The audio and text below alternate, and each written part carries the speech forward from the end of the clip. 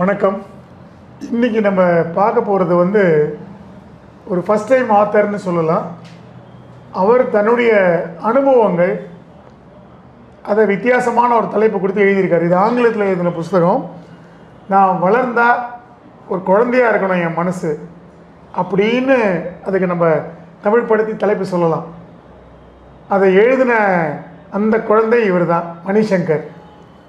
So அவர்கிட்ட அந்த புத்தக அனுபவங்கள், அது எழுதுறதுக்கு உண்டான காரணங்கள், அதை பற்றி தெரிஞ்சுக்கிறதுக்கு தான் நம்ம இப்போது அவரை மீட் பண்ணுறோம். வணக்கம் சார். வணக்கம் வெங்கட். இந்த புஸ்தகம் எழுதணும்னு உங்களுக்கு ஏன் தோணுச்சு?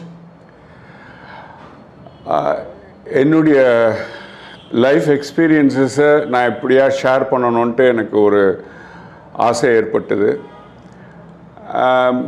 இவ்வளோ வருஷம் எக்ஸ்பீரியன்ஸில் நான் ஜென்ரலாக எனக்கு ஒரு பீஸ் ஆஃப் மைண்ட் நான் மெயின்டைன் பண்ணிட்டு வரேன். இவ்வளோ ஒரு கமர்ஷியல் வேர்ல்டில், இவ்வளோ ஒரு நமக்குன்ட்டு நம்ம வாழற உலகத்தில் எப்படி நம்ம ஒரு சந்தோஷத்தை நமக்குள்ளே வரவழைச்சிக்க முடியும், எப்படி இந்த கடவுள் கொடுத்த வாழ்க்கையை நம்ம ஒரு நல்ல முறையில் பயன்படுத்திக்க முடியும், எப்படி எதை நம்ம மனசில் ஏற்றுக்கணும், எதை மனசில் எடுத்துக்கூடாது அப்படிங்கிறத நான் என்னுடைய அனுபவ ரீதியாக நான் மற்ற இடங்கள்லேருந்து படித்து நான் கற்றுக்கிட்டு இருக்கேன். ஒரு சில இடங்களில் ட்ரைனிங் கிளாஸஸ் போய் கற்றுக்கிட்டு இருக்கேன். அது நான் ஒரு வாழ்க்கையில் அதை நடைமுறைப்படுத்தி பார்த்துருக்குறேன். ஸோ அந்த மாதிரி நடைமுறைப்படுத்தினால நான் அதனுடைய அனுபவத்தை நான் புரிஞ்சிட்ருக்கிறேன். ஸோ அதை நான் ஒரு எழுத்து வடிவத்தில் கொடுத்தா எனக்கு கிடச்சிருக்கிற ஒரு நல்ல ஒரு லெசன்ஸ் மற்றவங்களுக்கும் அது யூஸ்ஃபுல்லாக இருக்கும் அப்படிங்கிற ஒரு ஆசையில் தான் இதை நான் எழுதினேன். இந்த தலைப்பு எப்படி உங்களுக்கு தோணுச்சு? ஏன்னா தலைப்பு ரொம்ப அபூர்வமாக இருக்குது, வித்தியாசமாகவும் இருக்குது. இது இங்கிலீஷில் நான் கொடுத்துருக்கிற தலைப்பு when I grow up I want to be a child அப்படிங்கிறது. நம்ம எல்லாருமே as a child we have certain qualities of innocence, qualities of ஒரு எக்ஸைட்மெண்ட், த்ரில், ஒரு ஹாப்பினஸ், இதெல்லாம் நமக்கு ஒரு நேச்சுரலாகவே வருது. இதை எப்படி நம்ம வளர வளர இதெல்லாம் நம்ம எங்கேயோ தொலைச்சிடுறோம். அது ஏன் தொலைக்கிறோன்னா நம்ம டெவலப் பண்ணிக்கிற ஹேபிட்ஸை பொறுத்து இருக்குது. அப்புறம் ஹேபிட்ஸ் நம்மளை டிக்டேட் பண்ண ஆரம்பிக்கிறது. ஸோ இது நம்ம உணர்ச்சி பூர்வமாக நம்ம புரிஞ்சுக்கிட்டோன்னா அதுலேருந்து எப்படி விலகி இருக்கலாம். விலகி இருந்தால் அதே ஒரு சைல்டுனுடைய ஒரு அவுட்லுக்கை, ஒரு தன்மையை நம்ம வாழ்க்கை பூரா கொண்டு வர முடியும் அப்படின்ட்டு நான் தோணித்த அந்த தலைப்பு எனக்கு சட்னு தோணின தலைப்பு தான். அது நான் எழுதுகிற புக்குக்கு ஒரு நல்ல சூட்டபுளாக இருக்கும்னு நினச்சி வச்சேன். அதாவது குழந்தைத்தனம்னா நான் நம்ம பெரியவங்களாக ஆனதுக்கப்புறமும் நம்ம ஒன்றும் தெரியாமல் இருக்கிறோம் அப்படிங்கிறது கிடையாது. With awareness. இப்போ குழந்தை ஒரு 2 வயசு குழந்தை, 3 வயசு குழந்தை அவேர்னஸ் இல்லாமல் அதனுடைய நேச்சுரல் தன்மையில் அது ஹாப்பியாக இருக்குது. நம்ம வளர வளர நம்ம எவ்வளவோ நமக்கு இன்புட்ஸ் வருது இந்த உலகத்தில், படிக்கிறதுனாலையும் பழகிறதுனாலையும் இந்த இன்புட்ஸ் வருது. அந்த இன்புட்ஸையும் வருதுனால நம்ம இந்த உலகத்தை பற்றின ஒரு அவேர்னஸ் நமக்கு வருது, நம்மளை பற்றின அவேர்னஸ் வருது. அந்த அவேர்னஸுக்கு மூலமாக திருப்பி அதே அந்த குழந்தைத்தன்மையை நம்ம எப்படி மெயின்டைன் பண்ண முடியும் அப்படிங்கிறது தான் நான் சொல்லக்கூடிய செய்தி. இப்போது நீங்கள் being a very more I think ஒரு 30-40 வருஷமாக நீங்கள் businessman.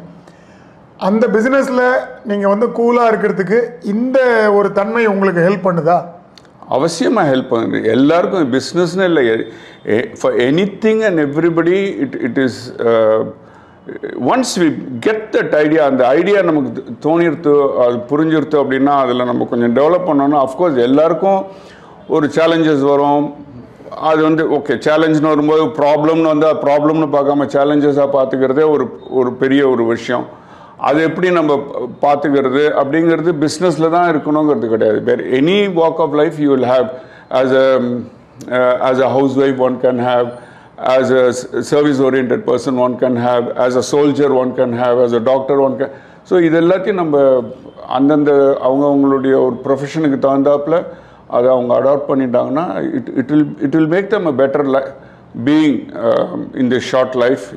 You can celebrate your life on a daily basis. இப்போ இந்த புத்தகத்தை நீங்கள் எடுத்து பப்ளிஷ் பண்ணிவிட்டு யார்ட்டையாவது கொடுத்துருப்பீங்க, இல்லை யாருக்காவது ப்ரெசென்ட் பண்ணியிருப்பீங்க, இல்லை படிச்சிருப்பாங்க. அதில் உங்களுக்கு ரொம்ப ரொம்ப பிடிச்ச ரிவ்யூ சொன்னது யார், என்ன சொன்னாங்க? நான் எதிர்பாராத குவார்ட்டர்ஸ்லேருந்து வந்தது. ஒரு ப்ரொஃபஸர் வெங்கடாச்சலம், அவர் வந்து ஐஐடியில் ஒரு கம்ப்யூட்டர் டிவிஷனில் ஹெட் ஆஃப் த டிபார்ட்மெண்ட்டாக இருக்கார். அவர் ஒய்ஃபும் வந்து ஒரு ஹியூமனிட்டி டிவிஷனில் ஐஐடியில் ப்ரொஃபஸராக இருக்காங்க. அவங்க they gave me a very long appreciation. ரொம்ப நல்லா எழுதியிருக்க அப்படின்னு சொல்லி எனக்கு இன்னும் கொஞ்சம் உன்னோட காப்பீஸ் புக் அனுப்பி எனக்கு தெரிஞ்ச ஃப்ரெண்ட்ஸுக்கெலாம் நான் கொடுக்கணும் அப்படின்ட்டு சொன்னாங்க. அது எனக்கு ரொம்ப ஒரு பெருமையாக இருந்தது. என்னை நானே ஒரு சந்தோஷப்படுத்திக்கிட்டேன். அதே மாதிரி இன்னொருத்தர்கிட்ட கொடுத்தேன். எங்கள் ஊர்க்காரர் இங்கே ட்ரிப்ளிகேனில் ஹிந்து ஹை ஸ்கூல் ஓட ஹெட் மாஸ்டராக அவர் இருந்து ரிட்டையர் ஆனவர். அவர்கிட்ட கொடுக்கும்போது அவர் வந்து அந்த புக்கு ஃபுல்லாக அவர் தமிழாக்கம் பண்ணார். அவ்வளோ தூரத்துக்கு அவருக்கு அதில் ஈடுபாடு இருந்தது. ஈடுபாடு இருந்து என்கிட்ட தமிழ் எழுதி இப்போ கொடுத்துருக்காரு. அதை நீ இன்னொரு ப்ரூஃப் ஒரு கண்டென்ட் ரைட்டர்கிட்ட கொடுத்து அதை கொஞ்சம் ப்ரூன் அப் பண்ணி தமிழில் எடுத்துனுவா, it will be very useful அப்படின்ட்டு சொல்லியிருக்காரு. அதுவும் எனக்கு ஒரு பெரிய அப்ரிசியேஷன். இது மாதிரி ஒரு டீச்சிங் லைனில் இருந்தவன் இது மாதிரி நான் சொல்லியிருக்காரு அப்படின்னா, சரி நம்ம we have done some worthwhile work அப்படின்ட்டு எனக்கு அது தெரிஞ்சது. அதுமாதிரி எதிர்பாராத குவார்ட்டர்ஸ்லேருந்து சில பேர், one of my customer, very long standing customer இந்த ஃபீல்ட், அவரும் வந்து எனக்கு நான் என் புக்கு வந்து படிச்சுட்டு நான் அண்டர்லைன் பண்ணாத பேஜே இல்லை, நான் அவ்வளோ அண்டர்லைன் பண்ணி அதை படிச்சிருக்கேன் அப்படின்ட்டு சொன்னதும் எனக்குள்ள ஒரு சந்தோஷத்தை கொடுத்தது. இப்போது இது வந்து மேபி இப்போ நீங்கள் எழுதி இந்த புக்கை எழுதி ஒரு 10 வருஷம் இருக்குமா? ஒரு 5 வருஷம் இருக்கும். 5 வருஷம் இருக்கும். ஸோ இப்போ சில அடிஷன்ஸ் தேவைப்படுது அப்படின்னு நினைக்கிறீங்களா? எஸ், கொஞ்சம் தேவைப்படுறதுன்னு நினைக்கிறேன். அதனால் நான் ஒரு 2வது புக்குக்கு இப்போ ட்ரை பண்ணிட்டு இருக்கேன். அது டிராஃப்ட் ஒரு மாதிரி ஸ்கிரிப்டெல்லாம் எழுதியாச்சு. God willing, another 3-4 months I should be able to அந்த புக்கை வெளியே கொண்டு வரலாம் அப்படின்னு நினைக்கிறேன் நான். ஸோ அப்போ உங்கள்கிட்ட 2 புக்கு, இதனுடைய தமிழ் வெர்ஷன், இன்னொரு புது புக்கு, 2மே இருக்குது. ஸோ அப்படி இருக்கும்போது வாசகர்கள் இந்த புத்தகத்தை அவங்க எதனால், அதாவது நீங்கள் ரெக்கமெண்ட் பண்ணுறீங்க, ஒய் யூ ரெக்கமெண்ட்? இப்போது இந்த உலகத்தில் நம்ம ஒரு மனிதனாக பிறக்கும் பொழுது நம்ம வந்து we go through different stages in evolvement. முதல்ல வந்து நமக்கு வேணுங்கிறத பற்றி நம்ம ரொம்ப ஆக்டிவிட்டீஸில் இறங்குறோம். எனக்கு இன்றைக்கி என்னெல்லாம் போகணும், அத்தியாவசியமான விஷயங்கள்லாம் எனக்கு வாழ்க்கையில் என்ன இருக்குங்கிறத நினச்சி முக்கால்வாசி பேர் அதில் தான் வாழறாங்க.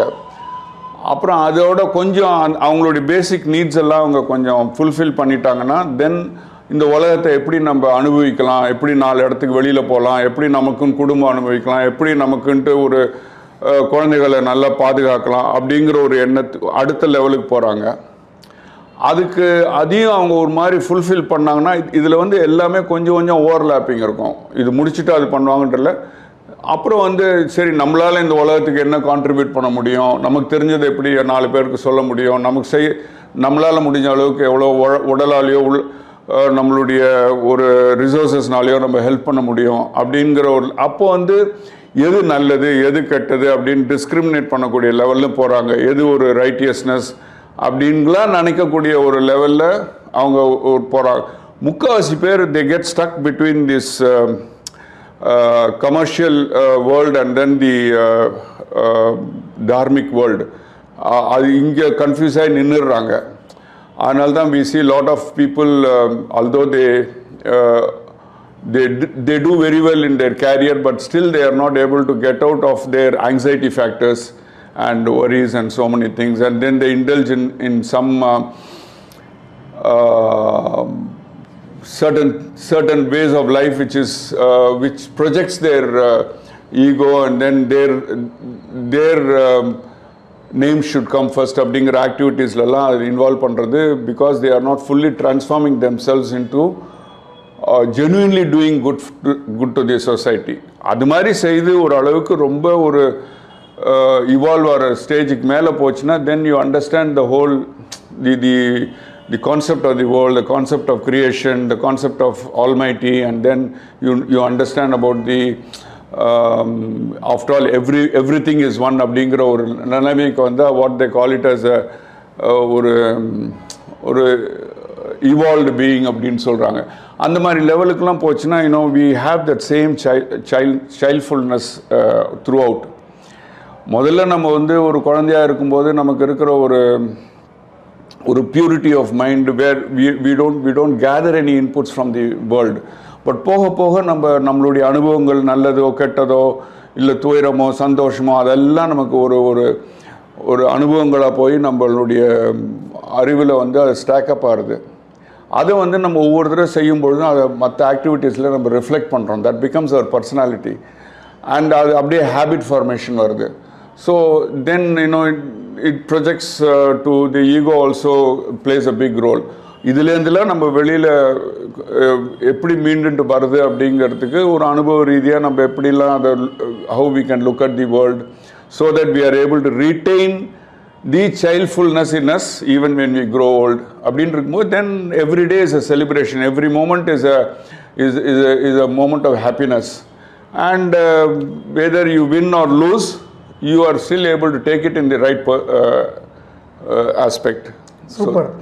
ஸோ ஒரு குழந்தை ஞானி தவிர இங்கே சந்தோஷமாக இருக்கிறவங்க யார் காமின்னு ஒரு பாட்டு சொல்லுவாங்கல்ல, அந்த மாதிரி இந்த குழந்தை மனது உங்களை இன்றைக்கும் சந்தோஷமாக வச்சுருக்கும், உங்கள் வேலையில் இன்னும் கான்சன்ட்ரேட் பண்ண முடியும், அடுத்த ஸ்டெப் போகலாம் அப்படிங்கிறது தான் இந்த புக்கோட சாராம்சம். அதை தான் இப்போ சார் சொன்னார். ஸோ அடுத்த புக்கையும் அதனுடைய தமிழ் வெர்ஷனையும் நீங்கள் எதிர்பார்க்கலாம் உடனே, அவரே அதை சொல்லியிருக்காரு. ஸோ அதையும் உங்களுக்காக கொண்டு வந்து கொடுப்போம் என்று சொல்லி இந்த நேரம் அவரை ஒதுக்கி கொடுத்து நம்மளுக்காக இந்த அருமையான ஒரு இன்டர்வியூவை ஒத்துக்கிட்டதுக்கு நன்றி கூறி அடுத்த புத்தகத்தோடு சந்திப்போம். நன்றி. வணக்கம் வெங்கட். வணக்கம். எனக்கு இந்த சந்தர்ப்பம் கொடுத்ததுக்கு ரொம்ப தேங்க்ஸ்.